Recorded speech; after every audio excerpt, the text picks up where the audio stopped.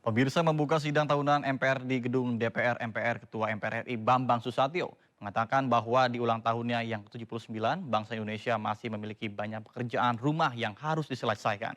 Mulai dari pemerataan kesejahteraan bangsa, keadilan hukum, strategi kedaulatan, pangan hingga keamanan cyber negara. Masih banyak pekerjaan rumah kita ke depan, pemerataan dan keadilan yang belum sepenuhnya dapat kita rasakan atau dirasakan oleh seluruh elemen masyarakat dari Sabang hingga Merauke. Sayup-sayup masih kita mendengarkan aspirasi rakyat yang menyuarakan kerinduan akan kedamaian, keadilan dan kesejahteraan.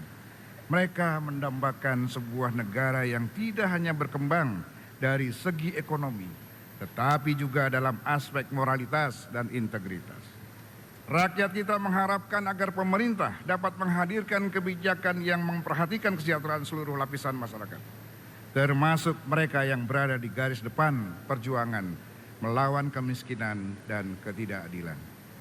Rakyat mendambakan sistem hukum dan pemerintahan yang benar-benar adil, inklusif, di mana setiap individu, kelompok dan golongan mendapatkan kesetaraan hak dan kewajiban tanpa diskriminasi. Meningkatnya populasi penduduk dunia khususnya di Indonesia akan membutuhkan daya dukung bahkan pangan yang besar. Pada saat bersamaan sektor pertanian sebagai penopang ketahanan pangan justru menghadapi beragam tekanan. Mulai dari makin sempitnya lahan pertanian, stagnasi produksi, meningkatnya frekuensi hama dan penyakit tumbuhan, makin mahalnya biaya produksi, serta ancaman perubahan iklim.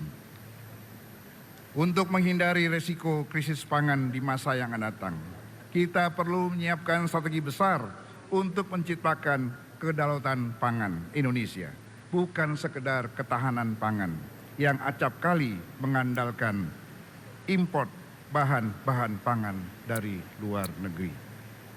Kemajuan teknologi, khususnya teknologi informasi, juga diharapkan menjadi solusi bagi berbagai persoalan yang kita hadapi saat ini. Digitalisasi layanan dari perdagangan, jasa keuangan hingga pemerintahan berkembang semakin cepat dalam 1 dekade terakhir.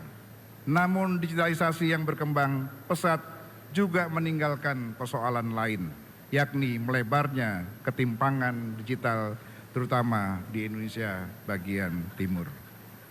Ketahanan keamanan cyber di Indonesia juga masih perlu peningkatan. Ini terkait juga dengan kasus peretasan data nasional yang mengisyaratkan urgensi ketersediaan lembaga pemerintah yang berfokus pada keamanan cyber, termasuk peraturan hukumnya.